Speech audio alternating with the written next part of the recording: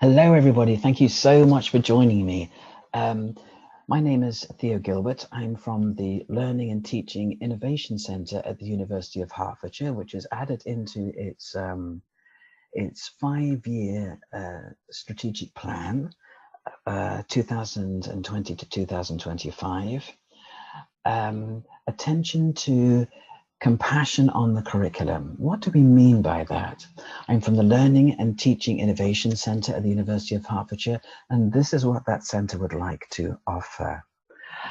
Have a look at this picture. We're going to look at this much more closely in a minute, and you'll see that there's far more that meets the eye in this picture once you have a handle on the cognitive nature of compassion. I'll explain that. So, first of all, what is compassion?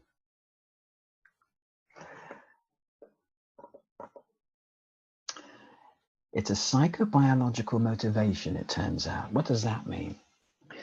Well, it means psycho of the mind, biological of the body, but it's not actually an emotion. It's a psychobiological, and we're going to talk about that in a minute. It's a psychobiological motivation means an intention, but an intention to do what? Have a look at this. Compassion is often described as a sensitivity to the suffering of yourself or others and a commitment to do something wise about it. So in learning and teaching and education, what does that mean? Well, think about how you work in groups and teams, which is really every day. Compassion means to notice. In that context, compassion means to notice, not normalize, and that's difficult, not normalize distress or disadvantaging to yourself or others, and doing something wise about it. There's no point in seeing somebody drowning in the water and thinking, oh, I must do something, overwhelmed with emotions. You leap into the water to save them and you can't swim. So let's really think about what smart compassion means. There's no point in being overwhelmed by emotions. Emotions will accompany compassion very often, but they could be different emotions. They could be emotions of rage. They could be emotions of tenderness. But compassion itself is an intention. It's a psychobiological intention to do these things you see before you here. And there are 3 types of compassion, it turns out. So far, I'm proposing to you what the Compassionate Mind Foundation has developed, along with other centers all over the world. But the Compassionate Mind Foundation has done a lot of work on what it is that can undermine our being able to enact this kind of compassion, this understanding of compassion. So we're going to be relying a lot on them for the science that unfolds in a moment. And many thanks to them. We're going to have a look then at what the human brain is evolving. It is developing great new, stunning new abilities for smart compassion. But there is something that's getting in the way in the brain from the history of its development. And that is the threat system. We're going to have a look at that, number 2 here. It's an outdated, it can produce for us an outdated way of behaving in times of threat or anxiety. In other words, it's a very old system that thinks that it can take over the brain, and it does, just like this, whenever it is upset, which seems to be an awful lot of the time because it's so sensitive.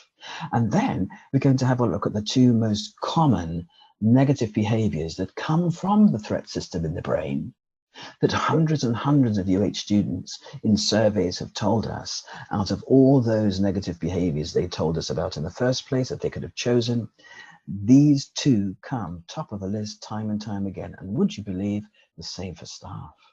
Not just staff in education either, but it turns out in staff in the public sector, in private workplaces, who have contacted the LTIC to find out more about how these 2 behaviors could be addressed effectively through compassion in group work.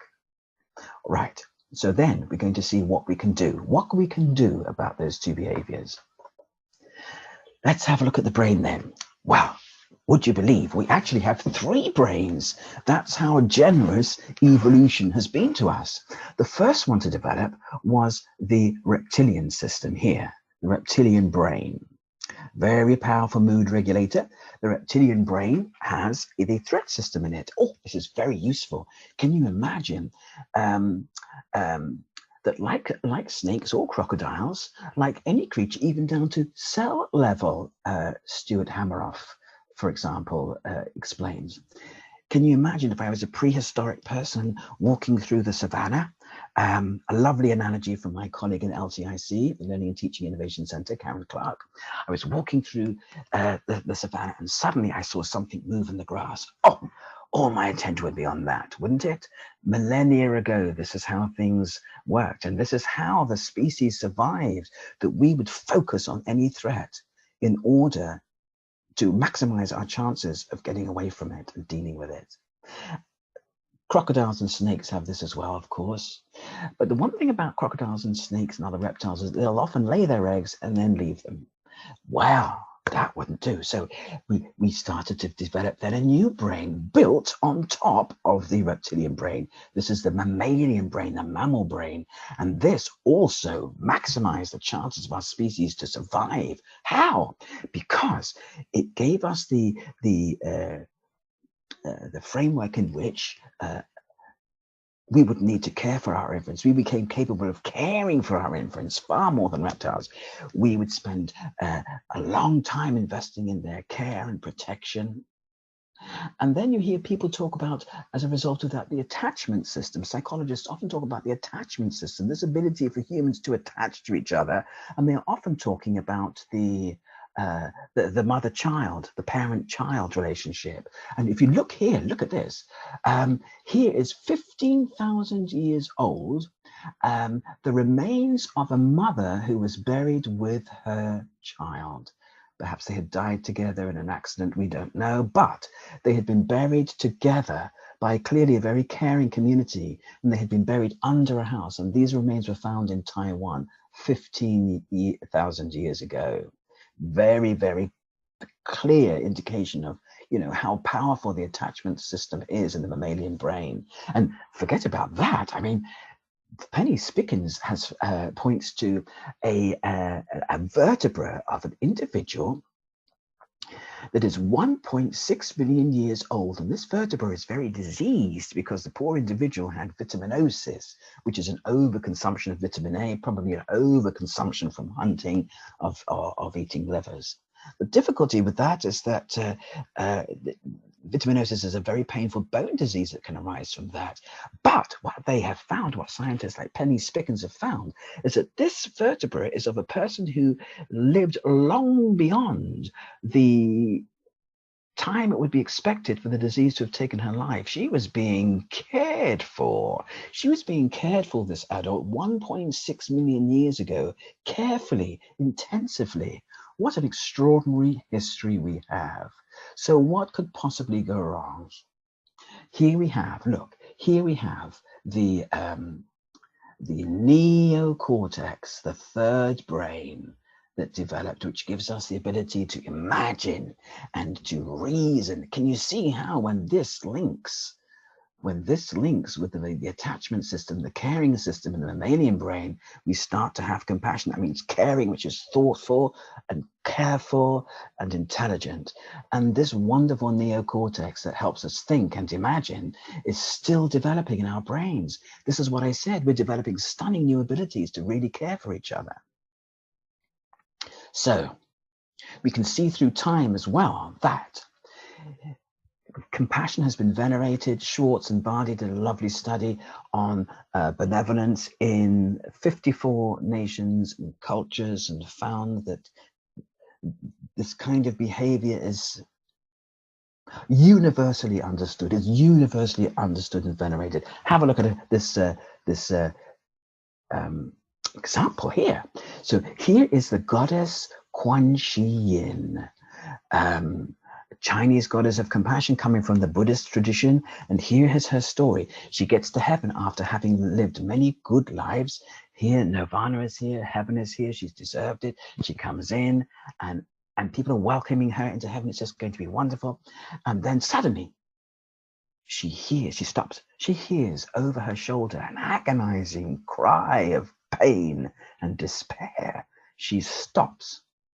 Is she going to normalize this and walk into heaven? Or is she not? She's a goddess of compassion. She's going to say, no, what is happening here? What is this? And they explain these are people in hell. They're suffering. That's their problem. It's, I think we can do, come on in, because your time has come. And she says, remember the second component of compassion. I cannot come in. There is no heaven for me until there is no suffering.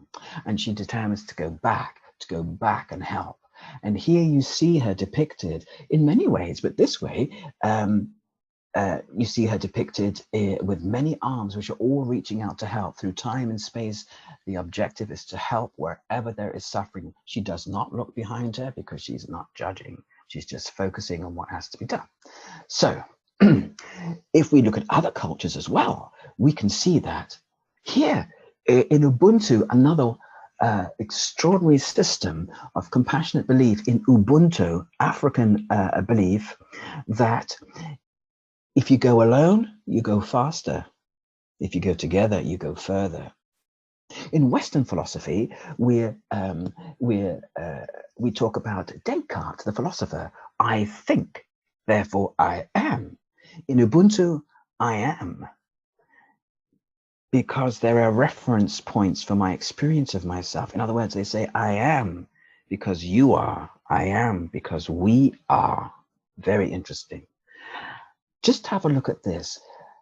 In certain regions of South Africa, when someone does something wrong, he is taken to the center of the village and surrounded by his tribe for 2 days while they speak of all the good he has done. They believe each person is good, yet sometimes we make mistakes, which is really a cry for help. They unite in the ritual. This is a ritual.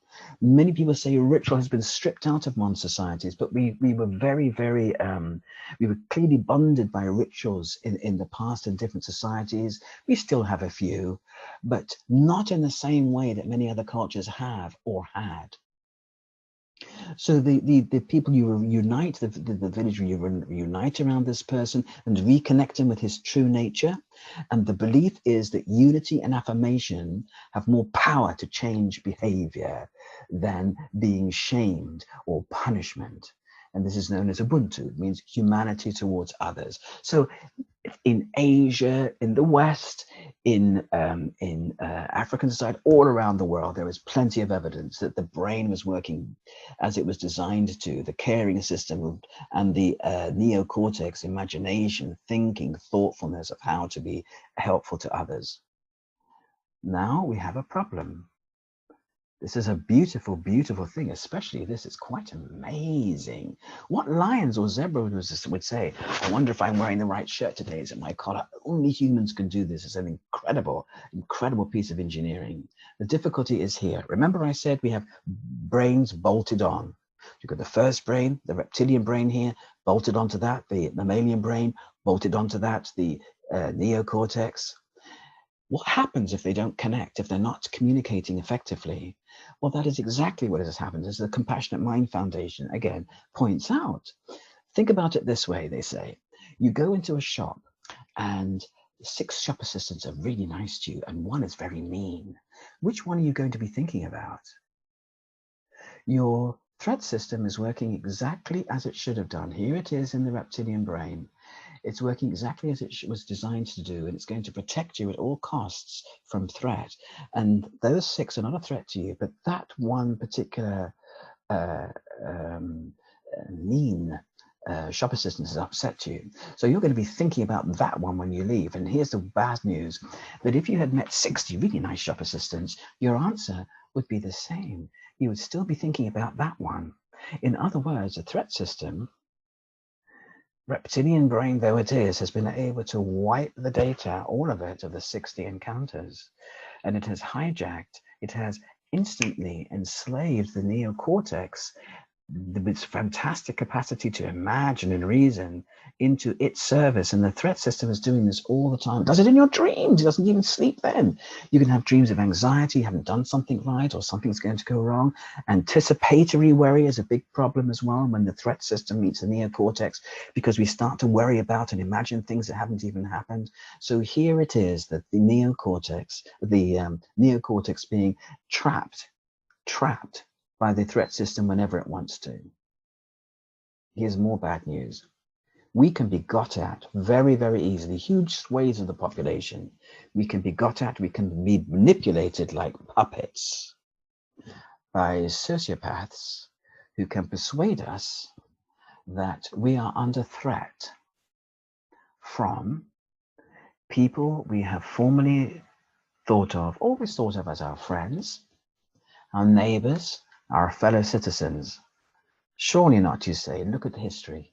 It's been done over and over and over and again, and this is underlying most conflicts and wars.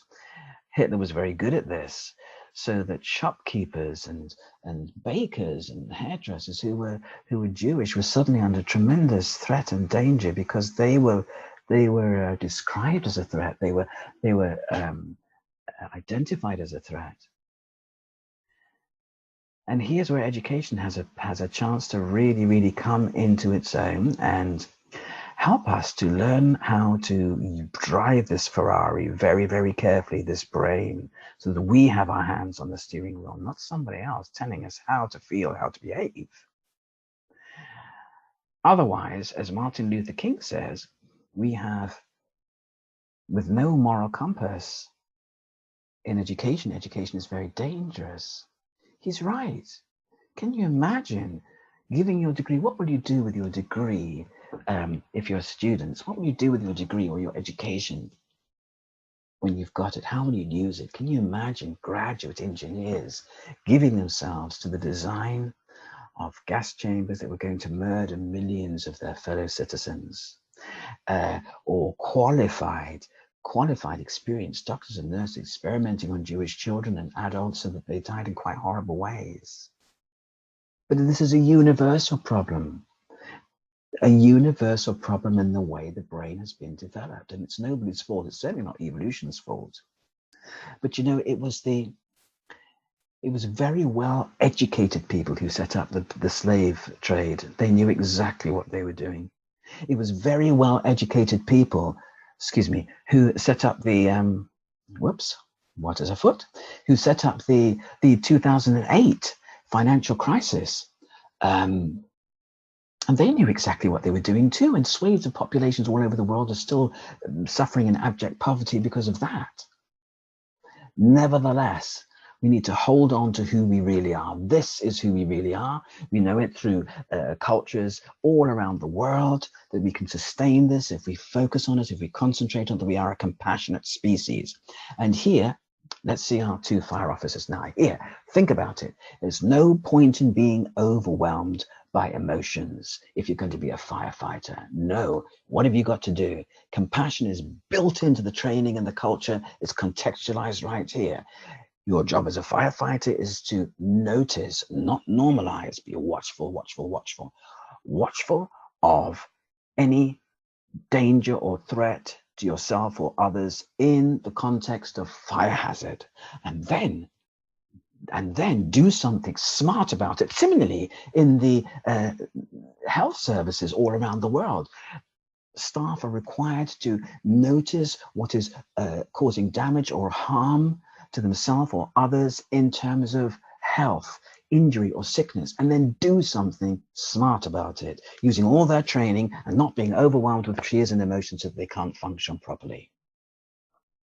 So let's now think about what goes on in group work in education.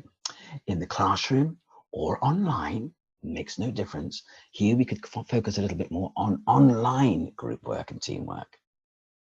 After all, COVID's put a lot of pressures on us to do that. And the two most problematic things that come up in group work may have come up for you too. So just imagine, have you ever been in a meeting or group work where one person has done most of the talking, has done a bit of dominating there, monopolizing, so that others don't get so much chance to speak. Are you familiar with that? Have you been this kind of person? There's no blame. Remember, our brains are all designed the same way here, as I have shown you, whatever other differences there are. And have you, here's a second one, have you ever been in a meeting where you or somebody else has contributed very little? Said very little, not said much at all. Putting aside that the monopolizer isn't helping, but just haven't said much, even if there isn't a monopolizer there. So these are the student reported behaviors, and we're thinking about surveys, written surveys of hundreds of students now. These are the ones you've got to look out for: non-contributors and monopolizers. What are we going to do about these? What are we going to do?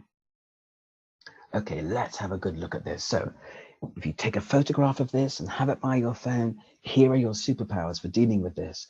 These are 9 tips for working in group work that have come from overlapping areas of research in the field of compassion, particularly from anthropology, that could really, really help you enjoy your group work more, and importantly, push your marks up, whether your group is marked as a whole, 1 mark to share, or you're marked individually, for example, on research skills, critical thinking, or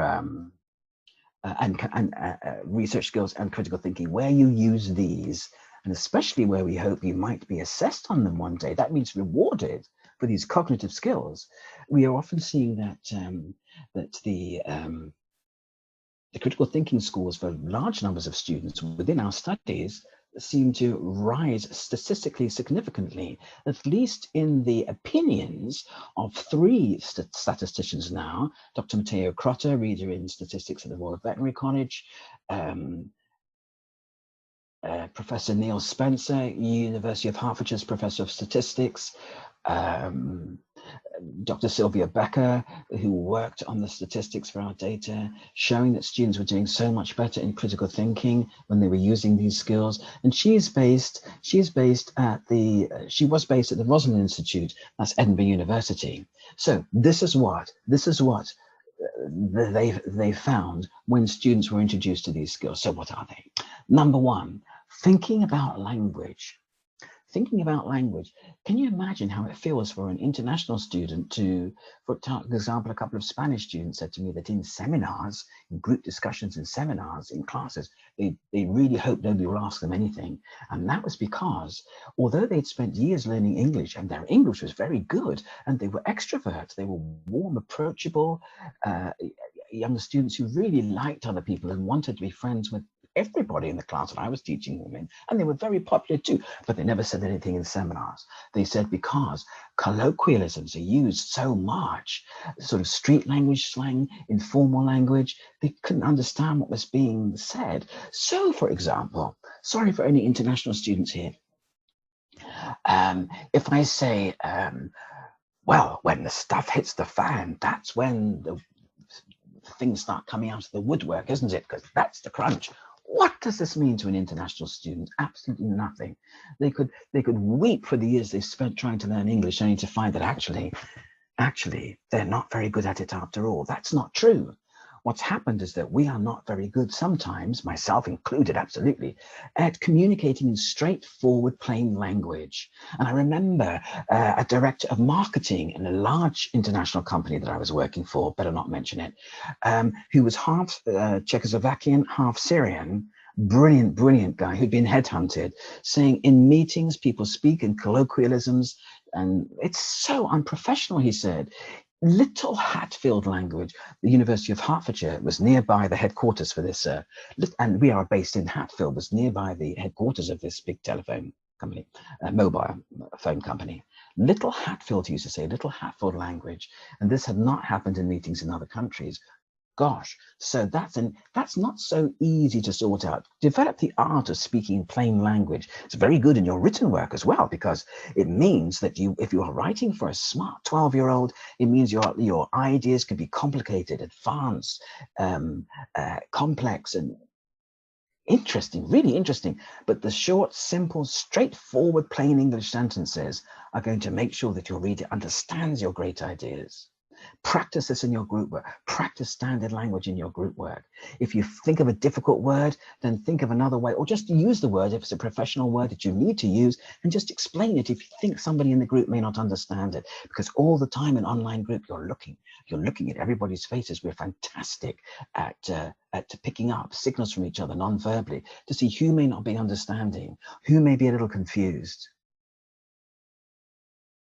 Silences. Dr. Yvonne Turner, who used to be working in the business school at the University of Hertfordshire, now is in Robert Gordon University in Scotland, tried to put together international and local students in groups together because she found that in classes they were staying separately, and she used Hofstede. Hofstede, you may or may not know about Hofstede, but it was a way of trying to bring people together. He was an anthropologist, and he was able to understand how Japanese people behave and German people behave. Not exactly dealing with individuals here, I'm afraid to say. So it didn't actually work. And she wrote a paper, knowing me, knowing you, is there nothing we can do? What had happened is that although she'd made these efforts, international students were coming to her and saying, we feel a bit bullied here. We can't get in to speak. And this is not what we expected as postgraduates. They were doing their masters. And then the local students had also come to her, also separately, and said, we're with people who aren't doing any work. These other students are not doing any work, and they're leaving it all to us. And Dr. Turner discovered that silences were very, very important, just to allow them to happen, to allow quieter, shyer local students, as well as international students, to get in. So just imagine that silences in the group allow reasonable silences. The group is just breathing and thinking. We've had students, dear students, who have said, I jump into every silence in service. I jump into every silence. I don't like silences. I can speak for England. I talk. I can talk in any silence and fill it, even if I haven't read anything. This is very problematic, isn't it? So what about number 3, not normalizing others talked over? Now let's see, the monopolizer does this a lot. Somebody will be speaking, and then the monopolizer will break them off in the middle of the sentence, and this person will often withdraw. And if you're watching carefully, notice, don't normalize, you may see this person doesn't come back into the group to speak again. They've been put in their place. Yet the monopolizer didn't mean to do this. Why do we monopolize? Well, it may be because we're over enthusiastic. It may be because we're highly competitively individualistic and we don't even know it. Remember that media, politics, education, there has been a promotion, a constant promotion, day in and day out for all of our lives, it seems, on competitive individualism. And this is why the monopolizer may come in, because they think they need to compete with everybody else. Yalom, Y-A-L-O-M. Yalom is a wonderful group psychotherapist, and not many psychologists don't have a book of his. And on their shelves, he talks about the monopolizer. He says, listen to this, guys. He says the monopolizer is often the most anxious person in the group. And then he says, I remember it distinctly on page 348. You do not want to silence a monopolizer. No, you want to hear more of substance from them, Isn't that very interesting? Isn't that interesting? And so we start to interview students who have been monopolizing and asked to try and keep to these guidelines, or they will lose marks, where on some modules these are assessed, these skills. And they've told us, I didn't want to have to say less. Why should I? If these people don't want to speak, it's entirely up to them. I've paid £9,000 for this. And that's all absolutely reasonable. But when they realize they may lose marks because it's going to be assessed, then, okay, they'll give it a go. And when they come back to be interviewed, and sometimes offer to be interviewed, this is what they say. Let me give you one example. I used to rush in and say things that I now know other people could have said. Now I wait. And when I say something, it's because I really need to. And I have been listening more now. I have been listening. I realize that what I'm saying is of a different quality now. And staff also say these students are not speaking so much, because we interview staff as well. They're not speaking as much, but when they do, gosh, you can feel the critical thinking of the whole group pulled up. This is great. But what I'm interested in also is that these students will say something like this. For example, a student told us, when I'm listening, I'm starting to notice this, notice not normalized. And I start to notice when somebody speaks, maybe a shy or quieter student speaks, and you're listening carefully to what they've said, and then another student responds to that. They come in and say something too, and you realize the responding student hasn't listened to a word that quieter student has said. What effect does that have on the quiet student? Once again, they may just not come back in. What's the point? But the monopoler now saying, I didn't used to notice this kind of thing before, and now I really feel I have to do something about it. So I really try and bring others in. So don't normalize seeing others talked over, and don't normalize cliques and dominating pairs, because a monopolizer will sometimes lock onto one other person in the group as though they were their partner in crime, their buddy, and just keep addressing that person, so that other people in the group think, why did we bother coming? We don't get to say anything here. This is not right, because if you have a group of 4 students or 4 people in the workplace, 4 turns out in the literature to be a very, very good number for teamwork. Krella, which is a research center at the University of Bedfordshire, has done a lot of work on this. Look up Dr. Fumi Nakatsuhara, British-Japanese academic who's done some fantastic work on this. So try not to be a buddy, a partner in crime with a monopolizer. Remember, there is no blame for the monopolizer. Remember how our brains are built. There's no blame at all. Here's how you could disrupt cliques or dominating pairs. I'm so sorry about this. So, for example, imagine that Keisha is shy, she hasn't spoken at all, or she's been cut off by an over-enthusiastic or over-competitive monopolizer who's not aware of how compassion can work in groups. So imagine Ahmed could notice this, that James has monopolized a little bit, and other people can't get into the group, and Keisha particularly is having some difficulty or seems to be withdrawing. You can actually see students come back in their chairs sometimes. Just physically withdraw slightly. Keep your eyes peeled for all this. So Ahmed, here's what he could do. He can say to James at the earliest possible moment, at the earliest possible sensible moment, he can wait to fly in and say, James, it's a really interesting point that you've made about. Get this, as a validating. Ahmed is validating James. That's a really interesting point. He's not brushing James away and interrupting or cutting him off. That's a very interesting point that you've made about. And then say, can we just now, thanks James, can we just come now to Keisha? Keisha, what were you saying the other day about today? Or could you tell us more about what we were discussing before the seminar or before the group work? Could you tell us about it's entirely up to you guys what you do, but it is very easily done. And it turns out that you students are brilliant at this. You are part of a new re-evolution here in education. The more of you are doing this, the more group work is transforming its own landscape.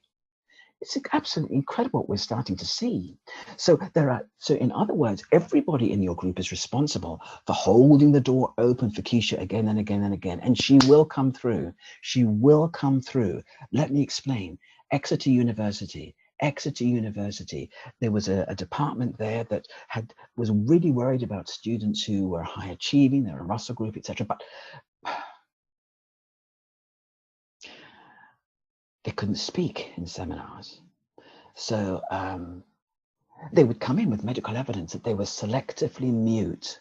That means they are unable to speak in certain situations, and seminars and group work at university was one of those situations. So medical evidence, they would have to type what they wanted to say in a group discussion, and then the tutor would come, take that, and then read out what they had said. But it could be 5 minutes after the event, it could be 10 minutes after the event, when what that student had wanted to say, the opportunity for it was passed. Remember what that other student said? I want to say something, but the opportunity is passed. Well, these selective mutism students had it really, really tough. What could be done? No, everybody can. Keep holding the door open in a warm and gentle tone. Let's think about this. Bringing others into the discussion and by tone and names is very important. It turns out that founder of the Compassionate Mind Foundation, Professor Paul Gilbert, he's a professor of clinical psychology, been in the NHS for 40 years now. Had a very interesting experience when he was a young psychologist working in the NHS, and he'd been working on cognitive behavioral therapy. And this is a way of helping people reframe, rethink about their surroundings in a more positive way, if you like. Of course, you need to find out about cognitive behavioral therapy. I can't summarize it in just a couple of minutes, so don't trust me. But let's say he had a patient. Let's say her name is Sally, and she had tried to kill herself again after he'd been working with her in the NHS as a psychologist, as a clinical psychologist for quite a few weeks. And he was obviously very upset about this and thought, what went wrong?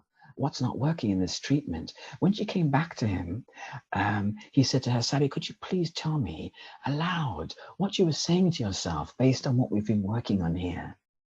And she said, aloud? He said, yes, please. And she said, well, this is what I said. You have the most wonderful husband. He's been your best friend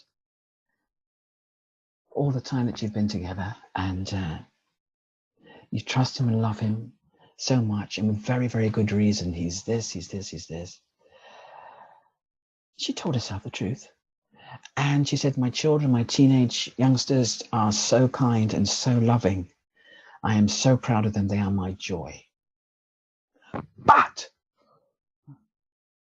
her psychologist said, out of her mouth came the most spiteful, cruel, cold tone he'd ever heard. And he realized, the penny dropped, he said. She had been living with this critical voice. It doesn't matter what you say.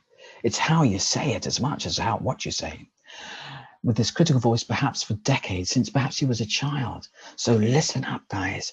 You are not your thoughts. You aren't your thoughts. You can observe, you can think about your thoughts. Why was I thinking that yesterday? Why was I thinking? You can observe, oh, I'm getting angry now.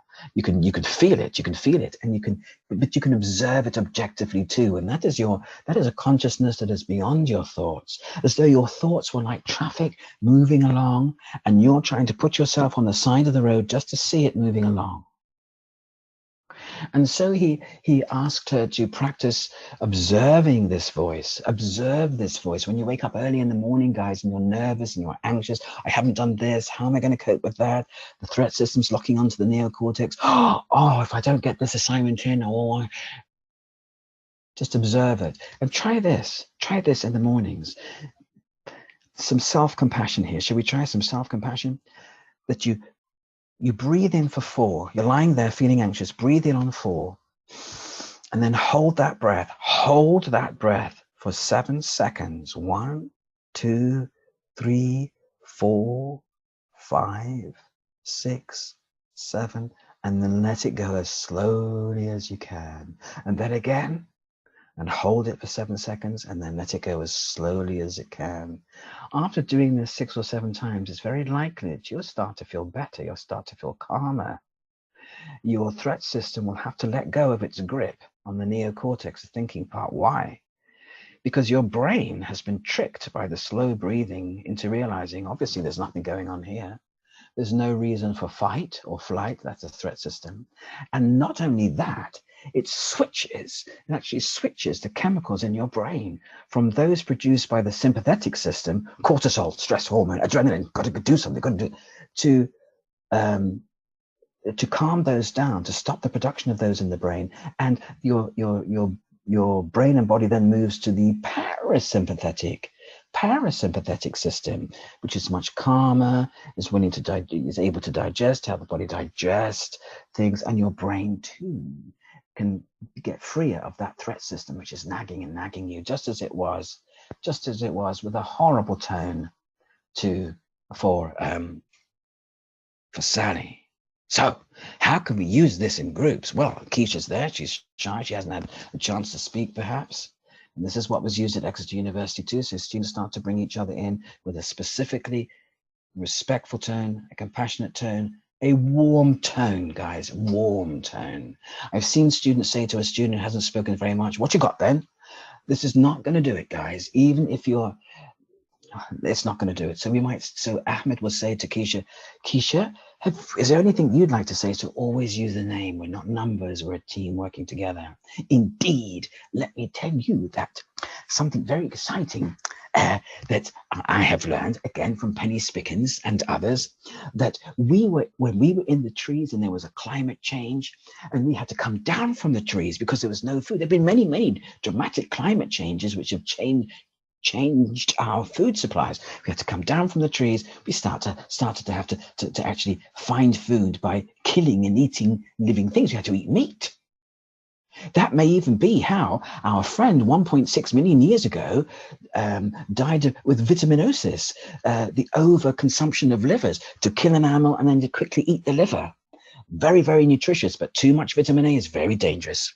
So we come down. How are we doing this? How are we killing huge herds of very dangerous animals? We had to develop teamwork. Remember that first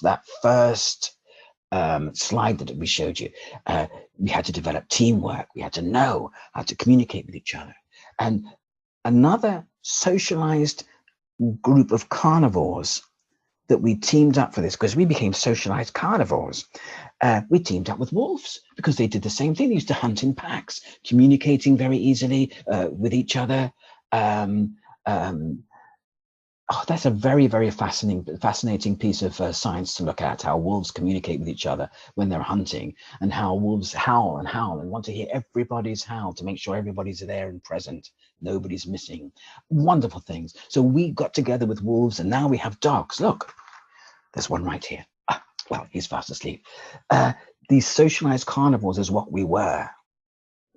So tone and name or language. Neanderthals helped us develop our language as well. We are team workers. We have compassion in the care system to help us take care of each other in teams. And that's what made us successful hunters. And again, our species survived.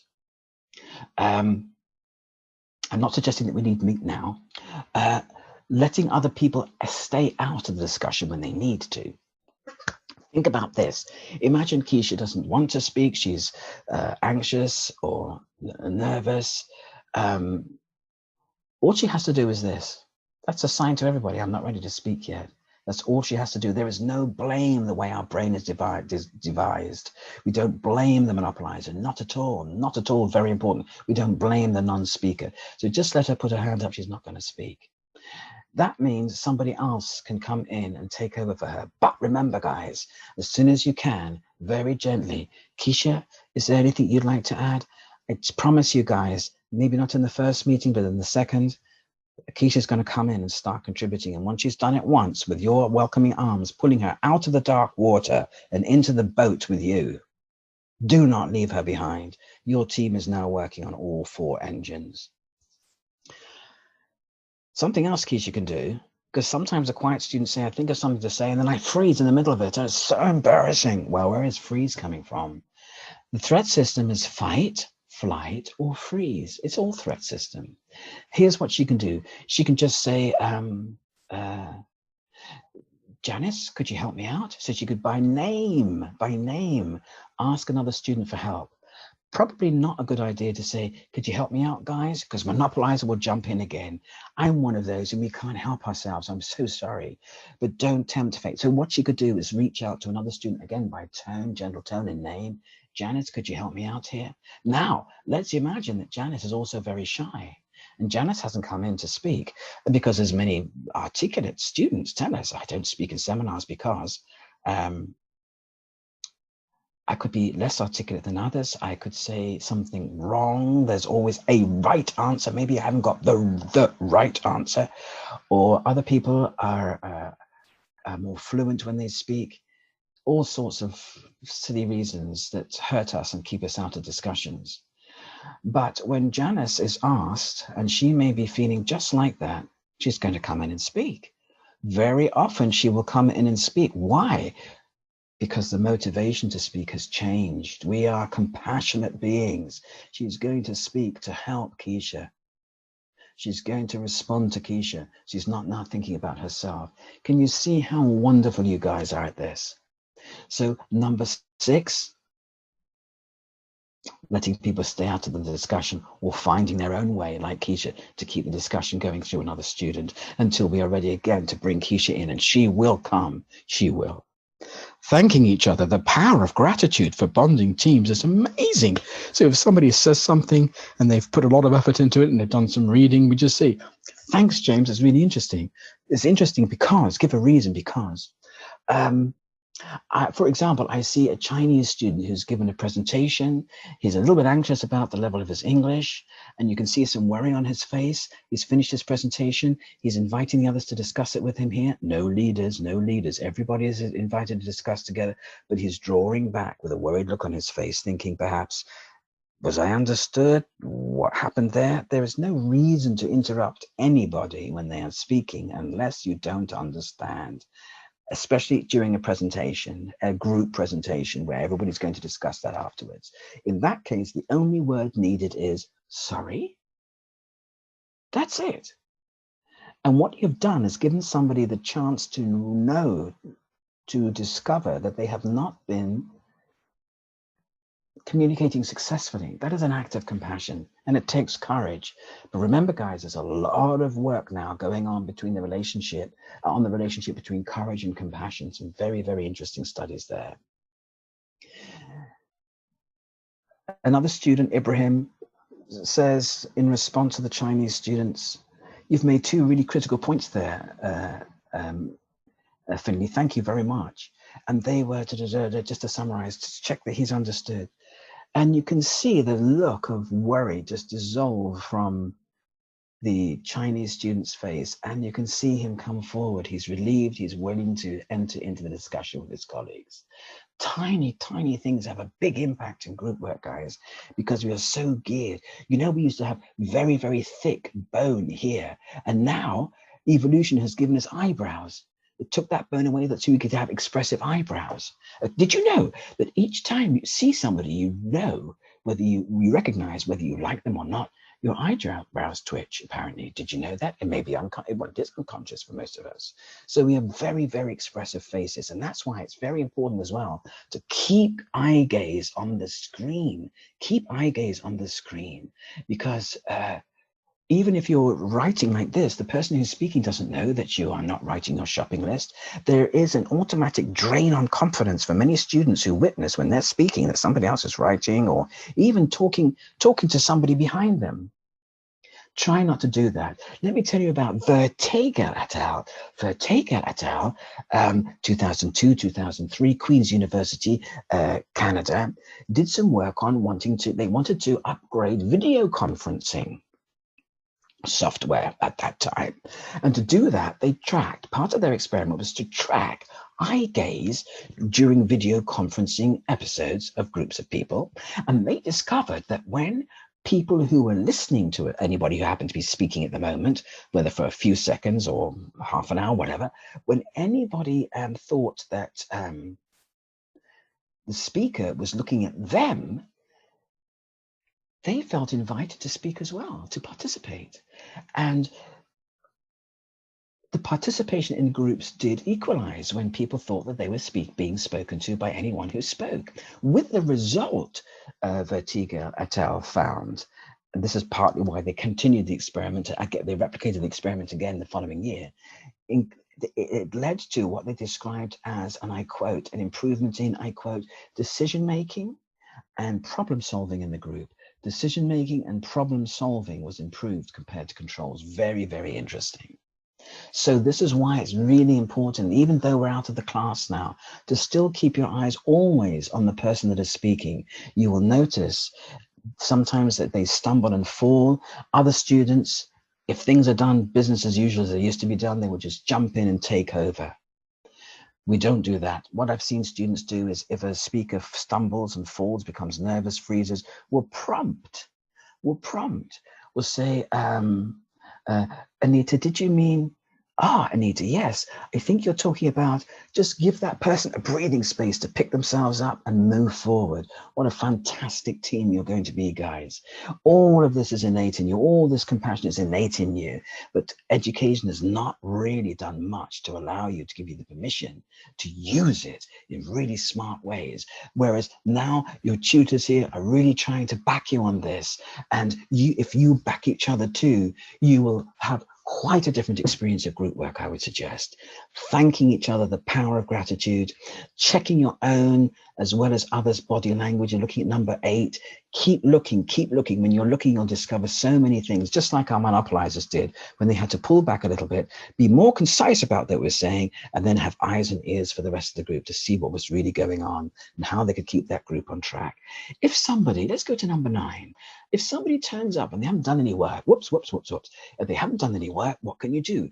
It turns out that if the group chooses 2 angels, not 1, but 2 helpers, 2 mentors, to take that student kindly, gently, and help him or her know how to find stuff. Even if he didn't find stuff because actually he was too busy, or he went to a party, or there are too many other assignments. It doesn't matter. The experience of being helped and nurtured is very impactful. And you will find this student will not shortchange you on the reading and the work that he has to bring to the group each week. We have seen this again and again and again. Students who consistently contribute little, ask to participate in this kind of group work and seminar, who then come back and say, I have something to contribute. I am a scholar. Oh, yes, you are, guys. You are scholars. You have everything to contribute. So in long silences, here's just a little reminder to do about in long silences, or an anxious monopolizer uses, allows few chances for others to speak. This is just a little summary about what we've talked about, how that can be dealt with. But let's get on to 2 really important questions. And some students have actually been given this as part of coursework, these 2 questions to answer. Could you just have a look at these and see what you think? Now that you understand how to work a group like a Jedi Master, to be able to anticipate, to be able to lead from behind, as Nelson Mandela says, not lead up front as a monopolizer, but lead from behind to make sure the whole group is doing well. Now you could answer these questions if you had to at the end of a module very, very well. Have a look at them. Could you?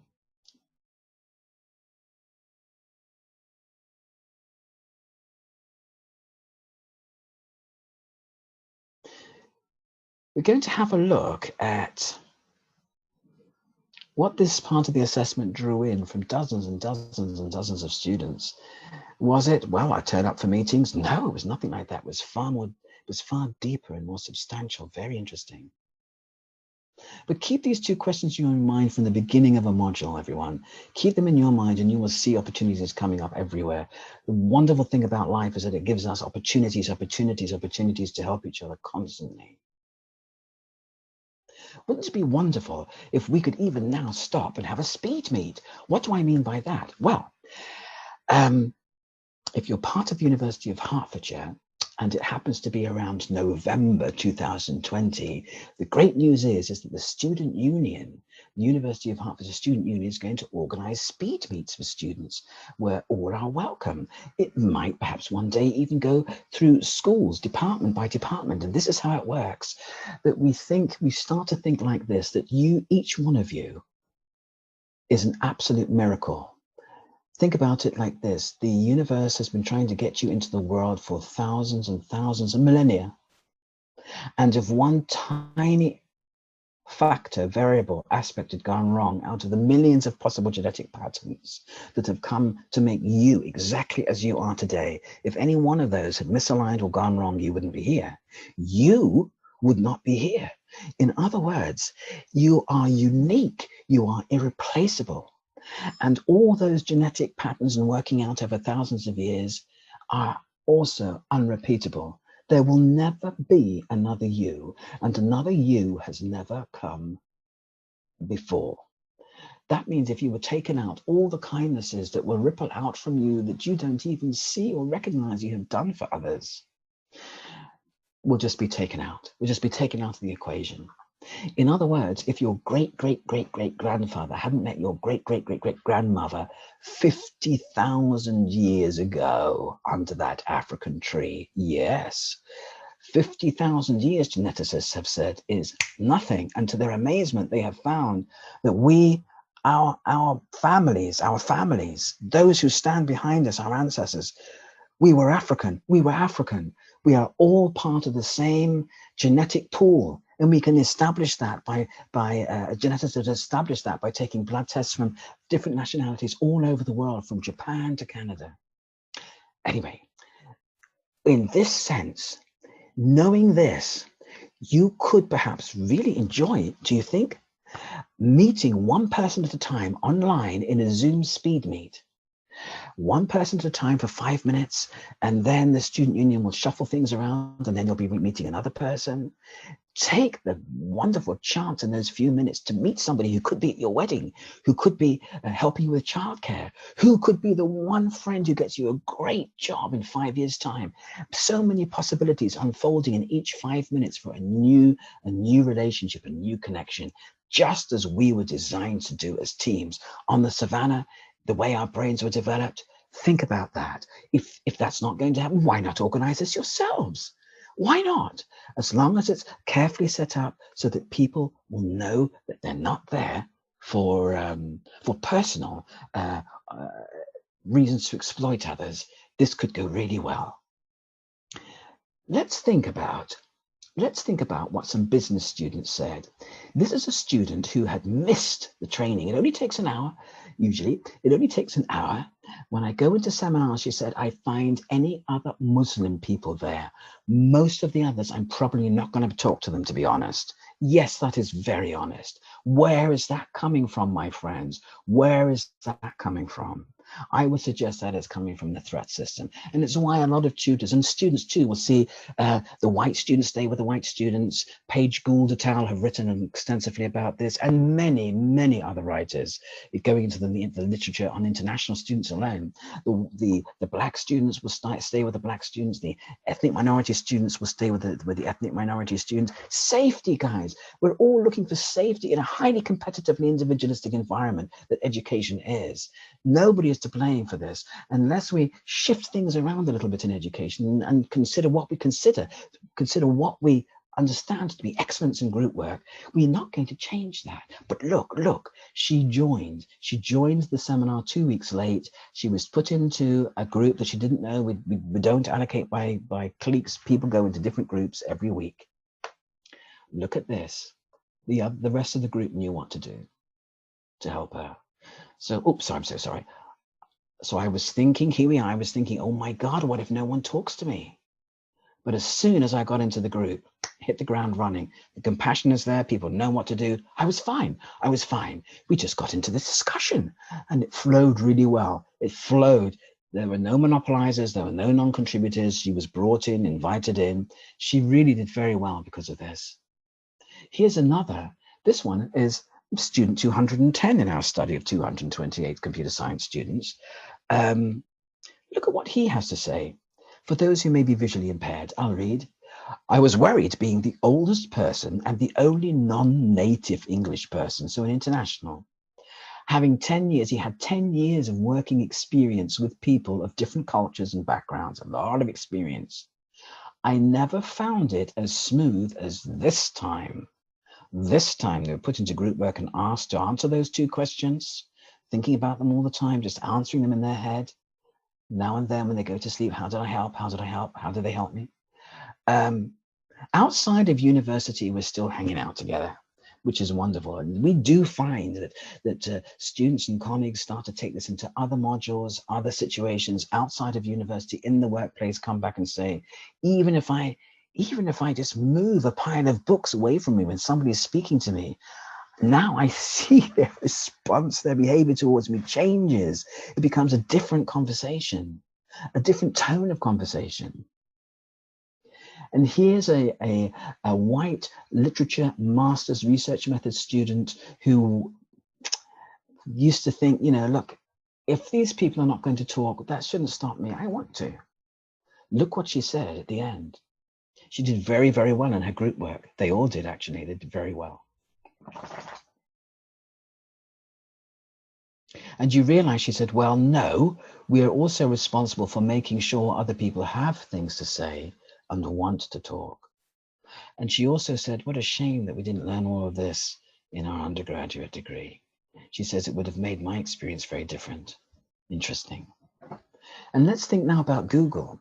Let's think about the workplace a little bit more. So Google ran a $5 million study. They started in 2012, and they wanted to find out what was the key defining feature of their best teams. They had 55,000 employees, so they had a nice big sample of 180 teams. They found that it wasn't qualifications that made a team outstanding, innovative, resilient, creative, and smart, outperforming other teams. It wasn't qualifications. Then they discovered it wasn't experience either. It wasn't experience. They realized they discovered it wasn't a mix of personalities. It wasn't a mix of skills, in spite of what Belbin tells us. What could it be? Finally, they started to watch the meetings, guys, so that I suppose they brought in the anthropologist, the psychologist, to actually really look closely in microethnography, we can call this, looking closely at how people were behaving with each other. And this is what they found. They found the best teams exercised what they called ostentatious listening.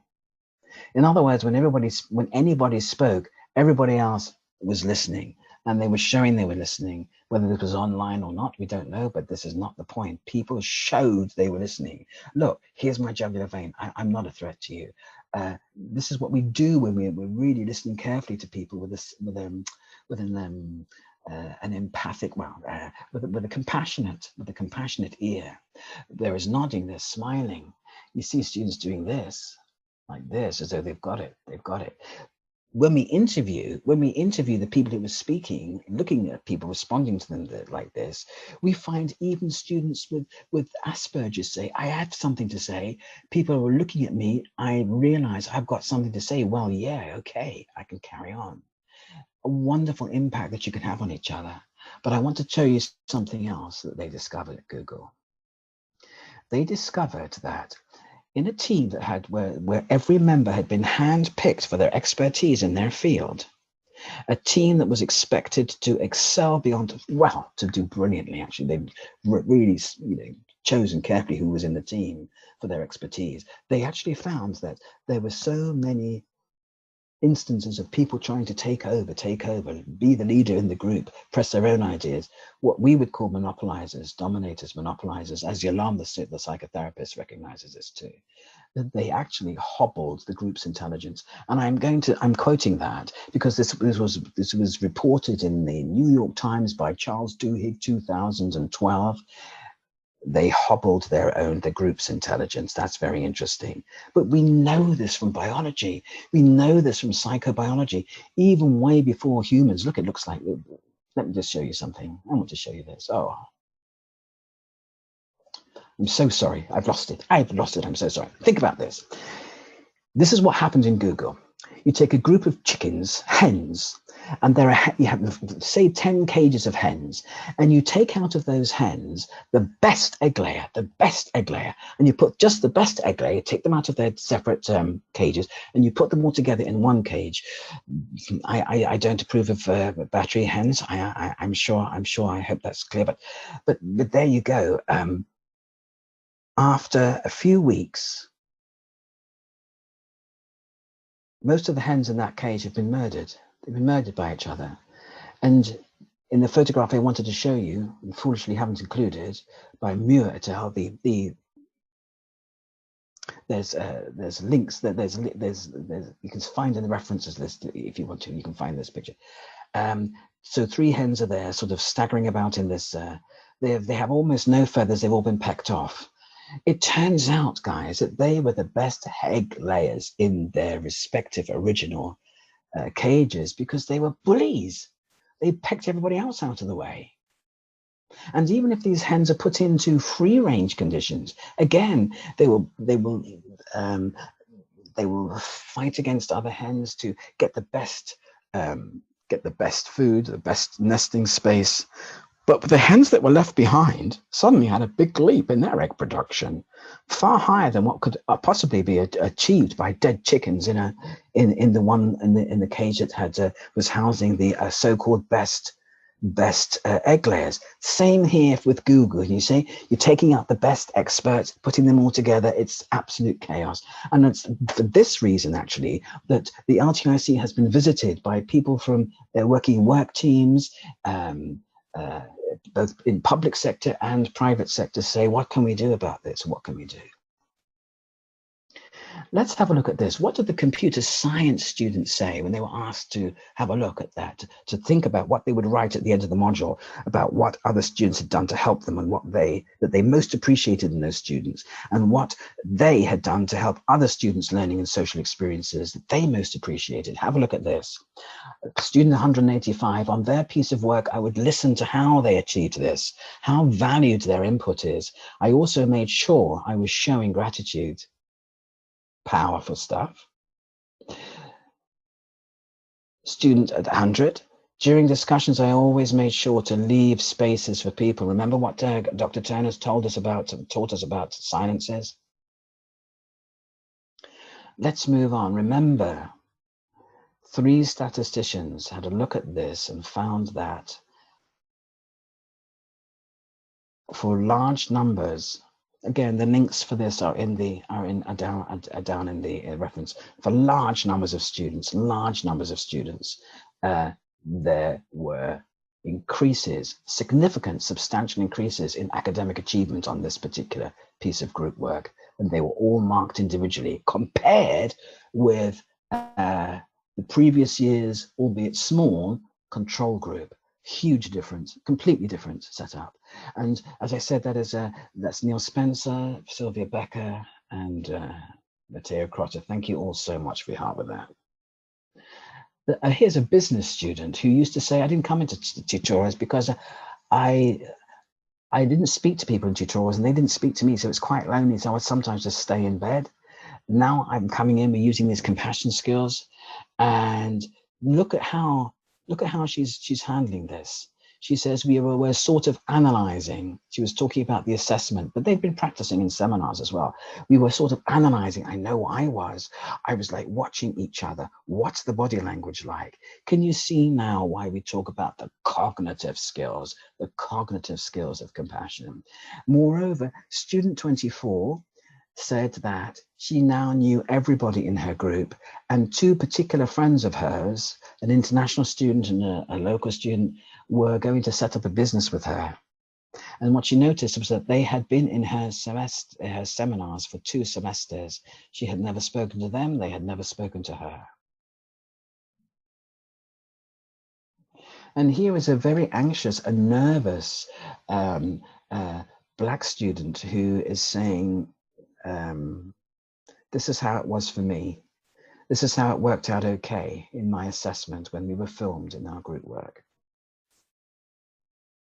which can be recorded online, of course, as well. He said, I felt not as one person, but I felt as a person within an entity, and the entity, like the single organism, remember, like you're always looking at people online to check how what is their body language telling you?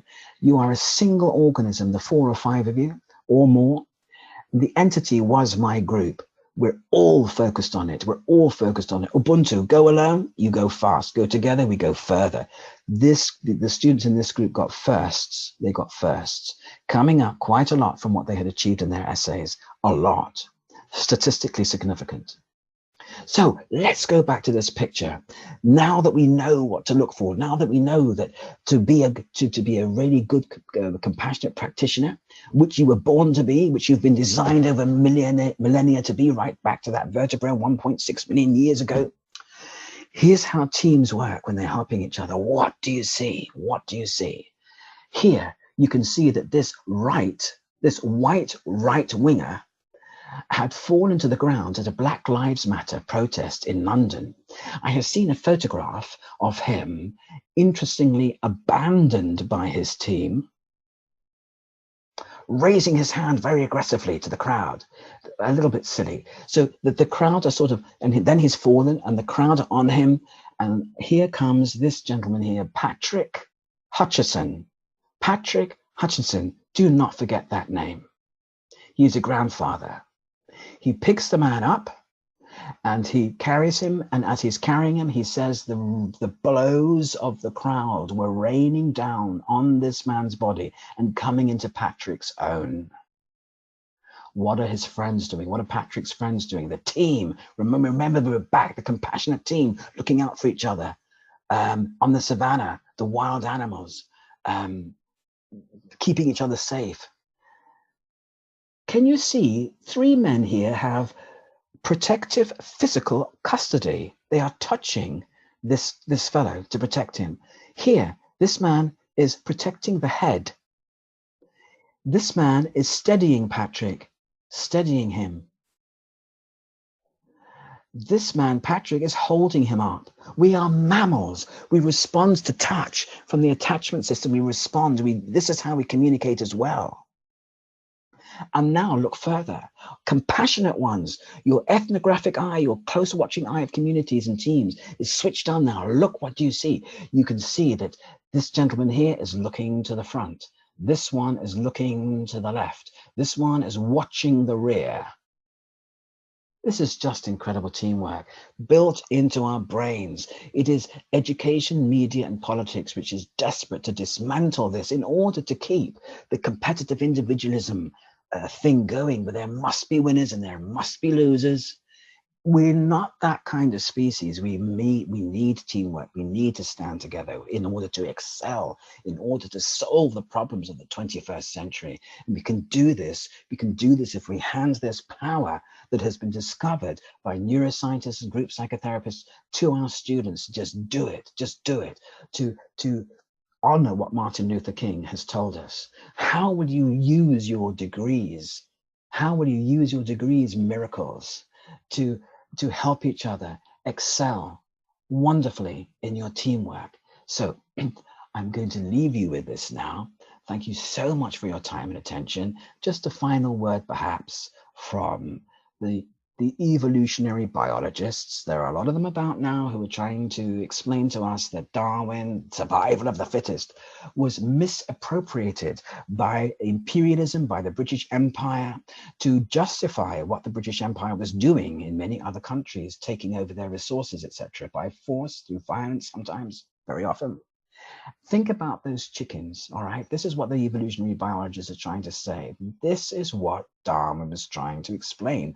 Fitness doesn't just mean superior strength, it means smartness as well. The smartness to stay together and cooperate and collaborate. And Darwin talked very explicitly about this. So here we are. Let's just get this message really, really clear now from the biologists of today, the evolutionary biologists of today. Selfishness beats altruism. Altruism is good-heartedness, goodwill. It beats altruism in groups. If the group cannot absorb and take care of this, selfishness will beat other members of the group. But altruistic groups, and interesting, the research center in Stanford University is a research center I'm thinking of that is specifically looking into compassion and altruism. Altruistic groups beat selfish groups. That's it. And the rest is commentary. That's the most basic thing to understand. Everything else is commentary. He is one of many such biologists saying this now. We are living in very exciting times. So staff and students were starting to join together now in the University of Hertfordshire and in 60 other universities, I might add, where staff there are trying to get this compassionate skills onto their curricula too. So I'm just going to take you back to what we found with those what was found with those. Remember I talked about the selective mutism students. Could I please give the last word for them, their voices? This is what Professor Karen Edwards found. She's also a very quiet, gentle lady, actually. She said, I think it's compassion. I'm closer to this group of students, and she reported the other staff working with this module of students said the same. I'm closer to this group of students than to any group I've taught in years. She became one of the group. This relationship, this barrier between staff and students seems to break down. We've had a lot of evidence of this, of students saying, wow, he asked for me to send him the reference of the article. It's like it was a egalitarian moment. It's like we're all in this together, just like the student with his own group in the assessment. There are no barriers between us. You'll hear a lot of stuff about why staff and students have to have distance from each other. Actually, at this time in COVID, it's not helping staff and it's not helping students not to be able to work together at all. We're all getting a little bit fractured and anxious in how to deal with this. So here's what Professor Edwards says. I'm closer to this group of students than to any group I've taught in years. One of the kindest academics I've ever met, absolutely loved students, but I'm closer to this group. Something happened. Many of my students are saying it's the most exciting learning experience they've had at university. This is Exeter University.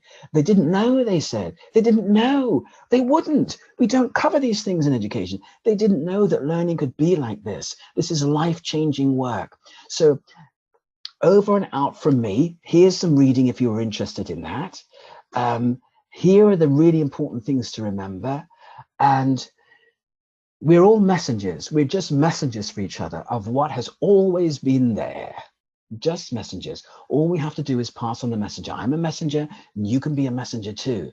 That there are different ways of doing things that can transform education. And we're right in the middle of it now, in the middle of COVID, the Black Lives Matter movement. There is some awakening of consciousness which is behind us, which is going to help us get back to who we really are, including in media, in politics, and in education.